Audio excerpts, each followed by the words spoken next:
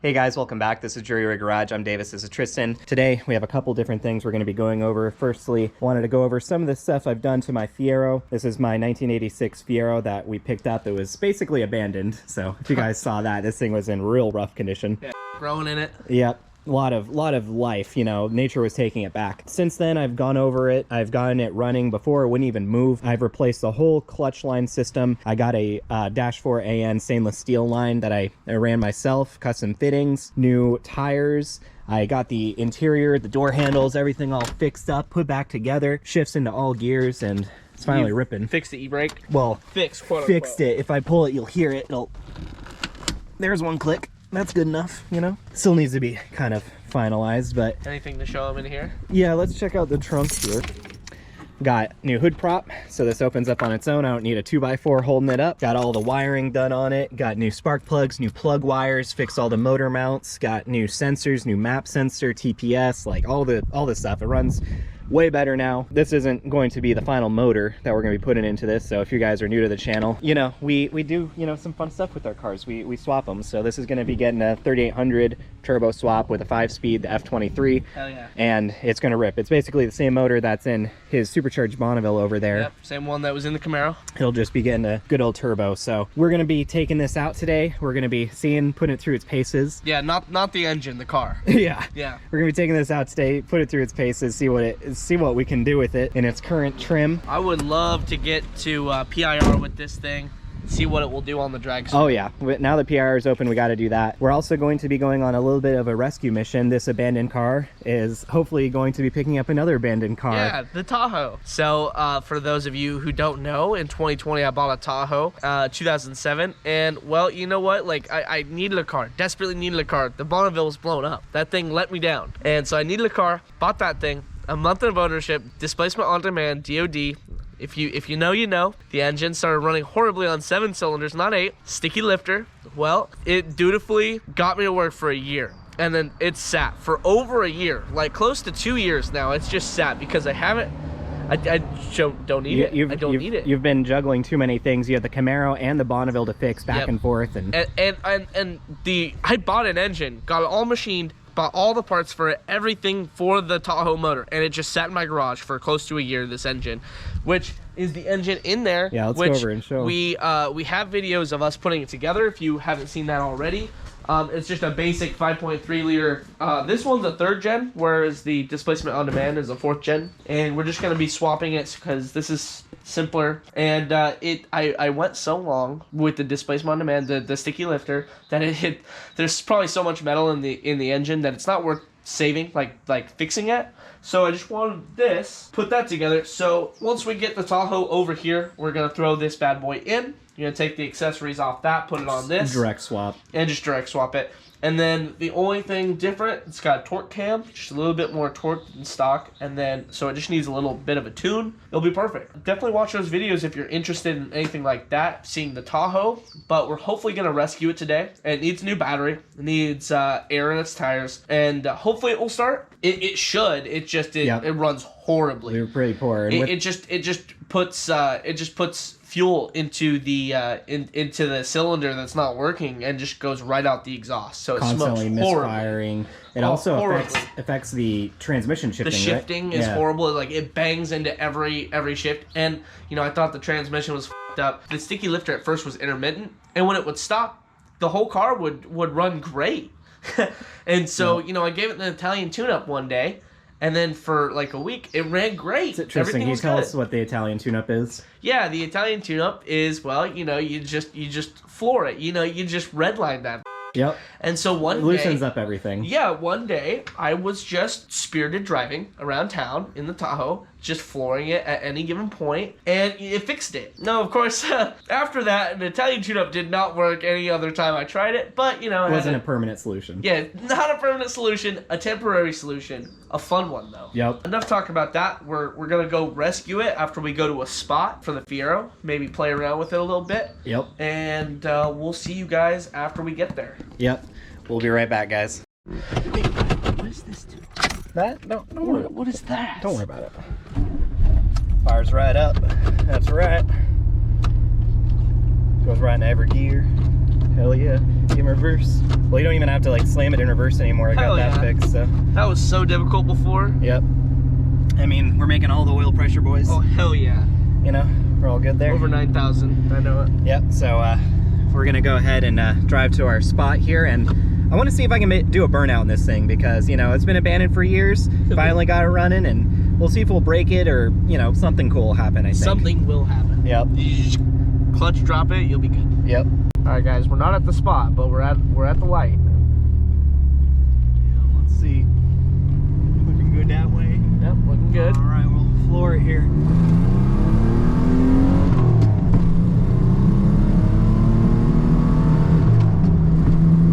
Dude, it feels so good. I gotta tell you guys, this car honestly is a great slow fast car because Yeah. like it really gets up and goes in complete stock formation. Like it really puts you back in your seat where I wouldn't think it would. I have to say, it really only does that in like first and second gear. Once you're in like top of second and third, you're kind of just like, All right. yeah, the car's making cool noises and everything, you know, it's manual, fun, you know, shifting gears and everything, but it does need a little bit more power, I think. Yeah, if this thing was a 5-speed, I bet it would at least get, you know, Yeah. power through the third gear at least. That's right. Yep, this is only a 4-speed, guys, so kind of is what it is. Is the F23 a 5-speed? Yeah, it's a 5-speed. It's a newer 5-speed. Okay. You can still buy them straight from GM for $500, which is insane. You can straight from GM, not even that website that I found.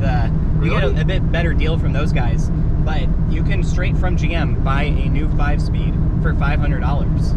That's So, crazy. It's for like the Cavaliers and stuff, but a lot of people swap them into these cars. I wonder if like they made a ton of them and just couldn't sell them. That's it. Yeah, they stopped making the cars, you know. Yeah, that makes sense. You should buy straight from GM if you can get that good of a deal from them. Yeah, the only thing is shipping. That's kind of the big problem. The guys that you buy them from online for $500, anywhere in the U.S. they'll ship it for like $130 or $170 Ooh, okay. versus GM, which it's like $500 to ship. Well, okay, never So then mind you're in it for double. Yep. I would not want to pay double that. But yeah, it's still a good deal for a transmission, a brand new Yeah. one. So you should get that sooner rather than later before they run Yep. out. Even before I do the 3800 swap, I'm thinking about doing the 5-speed swap, because if I get the transmission all sorted and stuff, once I do the motor swap, I won't have to do, you know, any more extra work, you know. Yeah, If that makes sense. I think it'd be I worth won't it. have to handle a transmission swap and a motor swap at the same time. I could do the transmission swap in one go, then have a better 5-speed. Yeah, We'll honestly, get all that sorted right before the 3800 swap. I think that would be a good idea. Yep. But yeah, the car drives super nice. The suspension's really stiff. I think that's just kind of par for the course for these older cars. Also been sitting for a while. Surprisingly, the old owner put all KYB stuff on, which is the good aftermarket stuff. So, yeah, I mean, it's kind of is what it is. I'll just have to deal with it. Davis had done some research, and he asked if These the cars suspension, are, yeah, if it's supposed to be this rough. And people replied that yeah, like it does ride rough. So if you guys have a Fiero, tell us, are they supposed to ride pretty dang rough? it's like really stiff. Anytime I go over a manhole cover or any bumps or divots, it will violently shake. I get a lot of feedback through the steering wheel. I think a lot of that is this is just a manual steering rack, so you're just going to feel more of the road. And it's like a light car and thin width tires, so I mean, I'm fine if this is what it's, you know, what we're supposed to expect. or you know, or maybe, you know, the suspension that Davis has is just Too stiff. pretty old. Yeah, You know, it could be that too. The car was sitting for years, and when a car sits, it, you know, gets worse. So Because we just don't know, because we don't have any experience with a Fiero that is not this car. yeah. So we don't know. So if you guys own a Fiero and you have something to chime in, please do. Yep. Add that to the comments, because yeah, we really don't know. And well, asking online didn't really help. People said it was stiff. There's a lot of people who said it is what it is, like that you will have, it's like a stiff car and they're old and, you know, the suspension's not that great. But there's also people who say their car drives like a dream and has no problems over any bumps. So I don't know. I don't So know what there's to definitely believe. some difference. There's a lot of opinions out there, so. Yep. And then if you have like a nicer suspension that you've bought for your car, like put that in the comments too of what Davis can maybe buy to make it better. Yep. But yeah, we're almost to the spot. We're about to get there, and we'll see if it's actually viable. Yep. At this point, they're doing some construction at the spot in China In in Mexico. China, man. No, they're doing some construction. I don't know if they finished it yet, but We're about to find out. we're about to find out. We'll be right back once we get there. I'm just gonna pause the video, but we'll be there in a second. See you guys. All right, guys, so we're here. We're in Mexico at the moment. Davis already tried to do it with me in the car. Something is wrong. I think something's wrong with the shifter cable. He might have broken it already, guys. Here, 1 second. It was like not shifting right. Did you break it? Maybe. Oh, I see what happened. What happened? The bracket broke for the shifter. Oh, fuck. Oh, shit. It's literally falling apart right now. Holy shit. Get that. Get that. Why did that happen? What the hell? Dude, it broke off. What the fuck? Oh, like, look You at know, that, guys. I didn't even get that on camera. I just... Look at that. Look at the metal that's broken. So that selects the gears. Oh, no. So... Davis, are we going to be able to get home? We can try limping it. I mean, if I can get it moving, then... I'm curious to find that other piece and just be like, damn. It just fell, so... It fell down in Can I there. push the cart? Is it in neutral? I can't move the... Is it in neutral? Here, Oh, let me- like I said, I can't change gears, so... oh, so it's in gear right now? Yeah, basically. Oh my god, you done broke it good. Honestly, if anything was gonna break, that's a pretty good thing to break. Oh, there it is. You know, I had to weld back this bracket, but I didn't expect it to break there. I didn't even touch that spot. I can fix this. I just have to weld it back in place. That's Yeah. crazy, dude. Where'd the other part go? You put it down in there? Yeah, so is... there must be another piece. Well, it goes on there, right? Yeah. Oh, yeah, so it kind of just broke off. I can't believe that broke, man. I wonder how we... Yeah, that's messed up. It was just a weak piece of, like... I don't know. I've never heard of that happening before. Like, how does the... Of all things, how does the shifter bracket break when you're doing it's it? Just like it's just cast aluminum, so it was very weak. I mean, but like, of all things, how does that break? I don't when even know. when you're trying to shift it, when you're banging it into gear, like, dang. Okay, well he dropped the But clutch. that was we didn't just get it on dropping- video. That was just dropping the clutch. I wasn't like banging gears or anything like that. Damn it, we didn't even catch it on video, guys. Damn, it like even like bent this bracket that was holding it on to. How would that even happen? You put a lot of pressure into that. I wonder if like maybe we cracked it when I was doing those pulls and I was like banging gears, because me dropping the clutch wouldn't have done this, I don't think. It just finally broke. Yep. Yeah, man. That sucks. Yep. All right, well, we're gonna kind of brainstorm here, guys, and figure out what we're gonna do. We're probably gonna get it towed because it's only like $100 to tow it. And yeah. Not $100 you wanted to spend, but Nope. Yep, we'll let you know with some progress. Well, regarding the burnout potential, there was none. It would basically just like... He redlined it and Yep. and he dropped the clutch and the car just wanted to launch, like actually really nicely. Yeah, all it did was want to launch. Like it wasn't like I was expecting if I were gonna drop the clutch that it was just gonna burn out the clutch rather than spin the tires or even just like hook. It didn't spin anything. It just went. Honestly, this thing would be really awesome on the track and just launch like that, man. So like you said, we'll be right back. Yep. All right, guys. Well, we're having our tow guy come pick us up. Well, he's picking up the car, and my wife's coming to pick us up. But, yep, it broke. So that kind of sucks. Abandoned Fiero can't even make it to pick up the abandoned Tahoe. But this is how we test things, you know. Yep. I did all this work to it. You got to make sure you don't break anything. So. Yeah, if we fix the Tahoe, then we would need a broken car. So this was it. Yep. So I did check, and these were the only two pieces that had broken off. So I'll just clean them up and weld them back in place because I don't know where I'd even get a new shifter bracket. And that controls the actual shift selector. So like first gear, second, reverse, all that. This one right here handles the side to side. So this one still works just fine. It's a bit beefier section. You can see the two weakest parts just broke off. So we'll keep those, and yeah, I'll just weld it back up, and it should be better than new actually because I'll reinforce it. Yeah. I'll just add some more stuff to it to make it a bit stronger, and yeah, I don't know what would cause it to do that because I don't think it was the launches. I think maybe me banging the gears weakened it, and then maybe the launches just broke it. I don't even know how this happens. So. I don't know how this would happen, but yeah, I mean, that kind of sucks. I was so ready to see if I do a burnout, but all it did is it just launched good. Yeah. God dang it. Couldn't even do that. All right, guys. Well, we got the Fiero parked. I was actually able to get it into gear, but I mean, it's not like it can hold that. It just, you know. Yeah, it got in gear just enough to be inconvenient on the as he's unloading it from the tow truck. I picked this up for the first time, and holy crap, this feels like I could break it in my hands. Like I So can't, brittle. I can't, but it's so light, and it just feels like the cheapest metal. Yeah, cast aluminum, like when it's shocked like that, you know, under harsh, you know, I guess shifting. It's just so brittle, it just popped off. You know, when you're touching like a piece of really cheap Chinesium metal, and like you feel like it can break right in your hand, like it feels like that. Yeah, I feel like it just snapped that in half.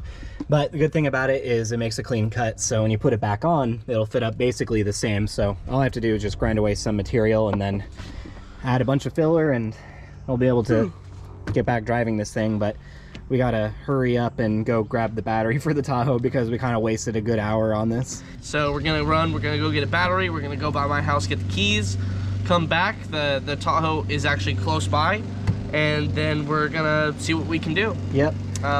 Yep, I know that getting the battery in and out is at least we're gonna have to take off the bracket to get it out. So we'll do that. We'll fill up the tires and maybe get it back home. We'll see. We'll see. Maybe not. Yep, but when it comes to these things, you know, you build them up, you have to, you know, put it through its paces, and that'll show you the weak points. And sure did. Yep. Now I know how to fix it, so, or now I know what needs to be fixed. So hopefully I'll be able to get that going. It'll be up and running again. I think we'll come back to trying to do a burnout with, you know, if we have some like water or something under the tires, just give it something to, you know, spin on, because these, you know, 10-year-old tires, you know, they just got too much grip. Yeah. They honestly do, and it's all the weight right on the tires. That's true. Yep, it's got, you know, hardly any weight up front, motor, transmission on the rear, so I think with a bunch of water it'll be good. Maybe some soapy water even. I think it will work. I mean, it'll definitely spin then. It's gotta. Yep, dropping it, red line, the clutch held, so that's actually a good sign. Take it to the track, it might launch pretty well. All right, guys, like we said, we're gonna go ahead and go pick up battery, go check on the Tahoe, and we'll be right back. All right, guys, well, we are here. We got the new battery. Here is the Tahoe. You haven't seen it on the channel, or maybe it's been on the channel, you know, but it's been a while, so nobody will ever remember it. But we have the new motor built for it. We're gonna try getting this over to our house here. So some of the tires are a bit flat. You can see it's sitting on a pair of donkers. What sizes are these? 22s. 22s, dang, yeah, 305, 45, 18 or 22s. Yep. And the date code, fat. it was made in 2015, so 8-year-old tires. Wow, there's a lot of room in here. There's a lot of room in here. Yeah, it's gonna be easy. Yeah, easy, he says. Famous last words. So guys, we're gonna go ahead and swap over the battery, see if she'll fire up. It was one of these valves that was not opening, or the lifter not working. I think I have in a video, or Tristan has it, I'll put it on here. We took the valve cover off and saw that the rocker wasn't rocking anymore. So that was stuck closed, or stuck open, I don't know. Yeah, I do remember that video. All right, well, we're gonna go ahead and get started on this, and yeah, we'll be right back. Well, just from it idling, it was overheating like it does, and we had coolant, and actually the coolant bottle is actually cracked. Yeah, we can see, you know, some, you know, little drips. Probably part of the reason it overheats. But anyways. I mean, it's blowing white smoke. And at this point, since it's overheating, it's losing coolant. We're just gonna drive it home, not get gas. So I guess Davis is gonna drive it. He volunteered, and he's just gonna follow me back to his place. Yep. And we're gonna go back to Jury Rig HQ. See if this thing overheats or runs out of gas. Hopefully it makes it. For the first 30 seconds, it wasn't misfiring. It was great. And then, well, then it started doing it again. But I'm pretty sure it's got a blown head gasket as well as the sticky lifter, because it just blows white smoke and it smells like coolant. So we're gonna get going before it actually kills itself. So good luck, Davis. Alrighty. Don't die, just follow me. Yep. All right. Yeah, not so good, not ideal. But the tires are pumped up, we're ready, guys. Oh my God, guys, look at that plume of white smoke behind us. It's moving. I think the e-brake was seized or something, because it popped and it was not moving. Then it finally moved. It broke through something, but Ooh, StabiliTrak off. The car is hardly idling. Ooh, let's see. It's hardly idling at 500 RPM. Oh God. Can he even move? Oh God.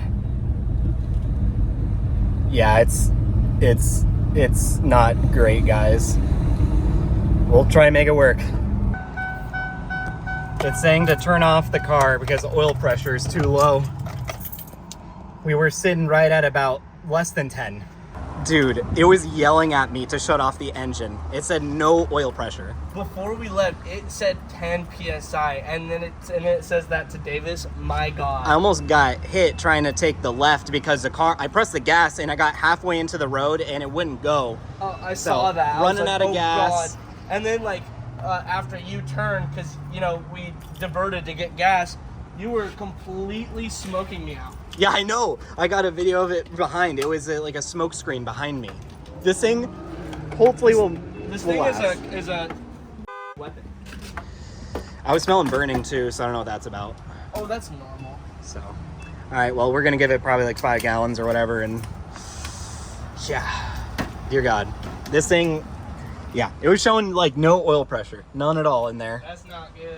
And this is a really busy intersection, so I'm gonna take a right right out here and loop around. Yeah, that's what I'm gonna do. Because yeah, I don't see any other way. All right, guys. Well, we're gonna give it some gas, and we'll be right back. All right, guys. I think it just needed gas or something. I filled it up, and now it's making like 39 pounds of oil pressure. So it's working. I mean, I can show you here. You see right in there, it's making the less than 0. So you know that's all good. The brakes really suck. We did, like you saw, put some gas in it. It just needed gas, guys.